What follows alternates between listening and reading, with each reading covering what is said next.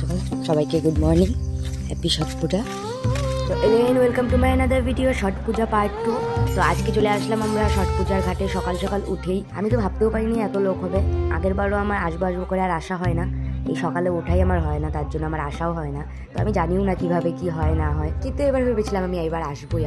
এখানে আমার ক্যামেরার একটা শত্রু বেরিয়েছিল, দেখে নাও মুখটা। রিজনটা পরে বলছি, আগে দেখে নাও।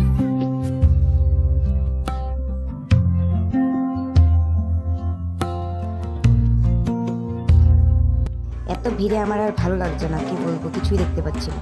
আমি আনবাম না,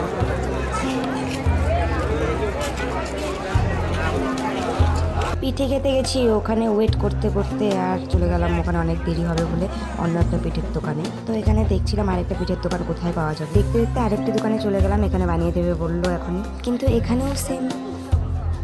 A few moments later. কি মাসি, কত দূর? Tomorrow. মাসি গো মাসি, আজকে পাবো কি?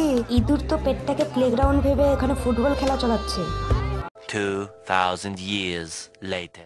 না, ইটস ফাইনালি এতদিনের অপেক্ষার পর আজকে চাটা পেলাম। এখন খেয়ে নেবো, কিন্তু মানুষ খুঁজে পাচ্ছি না কার কার জন্য লাগবে। এই যে দেখো পিঠের অবস্থা, এতক্ষণ ওয়েট করার পরে এই পিঠেটাই মনে হচ্ছিল অমৃত। এখানে খেয়ে নেবো, কিন্তু সেই গরম। এখানে কপালের মতো আমার কাগজটাও ফুটো বেরিয়ে গেল। যাই হোক, পিঠে খেয়ে আমার পোষালো না, আবার কিছু খাওয়ার দোকান খুঁজলাম। এখানে দেখলাম একটা চাউমিনের দোকান, কিন্তু এখানেও সেই ওয়েট করা। অনেক টাইম ওয়েট করার পরে সামনে দুটো ভাই এসে বসলো, এখানে চাউমিনটাও চলে আসলো।